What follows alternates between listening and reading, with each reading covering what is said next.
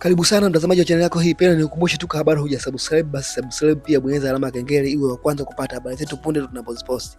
Leo katika top 5 tunakuletea tawala za viongozi wa tano bora wa viongozi ambao walioishi muda mrefu katika madaraka katika himaya nchi za Uingereza. Na nikianza na namba 5, namba 5 ni Mfalme Edward wa tatu, maarufu kama King Edward III. Mfalme Edward wa tatu ameingia katika madaraka mnamo tarehe 25 mwezi Januari 1327 na mwisho wa madaraka yake yalikuwa ni tarehe 21 mwezi wa 6 1377. Hivi basi amedumu katika mamlaka au katika madaraka ya himaya hiyo ya kifalme ni muda wa miaka 50 na siku 147.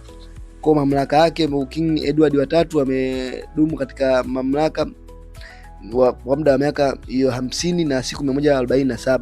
Na namba 4 ni King Henry the Third, yani Mfalme Henry wa tatu. Mfalme Henry wa tatu ameingia katika madaraka mnamo tarehe 18 mwezi wa 10 1216 na amemaliza madaraka yake ni tarehe 16 mwezi Novemba ambaye mwezi wa 11 mwaka 1272 na yeye amedumu katika mamlaka muda wake wa miaka 56 na siku 29.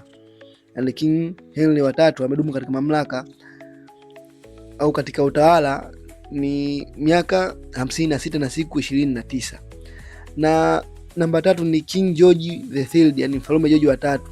Huyu ameingia katika mamlaka mnamo tarehe 25 mwezi wa 10 1760 na amemaliza mamlaka yake, aidha hiyo ikakufa au kumaliza mamlaka tu kulizaini, lakini huaga wafalme wanakuaga yani wakifariki ndio wanarithi mwingine. Kwa hiyo mwisho wa mamlaka yake ni mwezi Januari 1820 tarehe 29.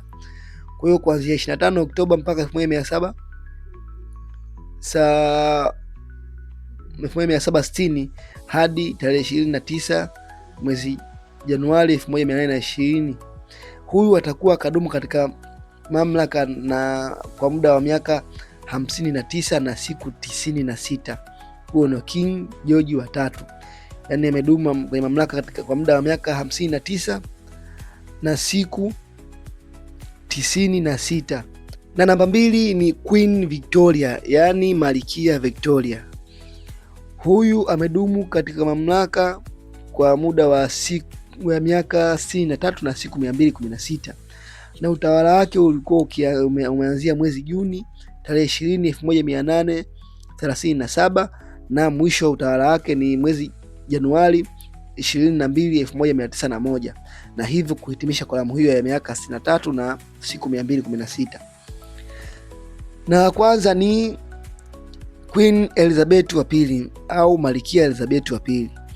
Huyu amedumu katika mamlaka kwa muda wa miaka 70 na kwenye mamlaka yake ameanza Februari 6 1952 mpaka Septemba 8 2022.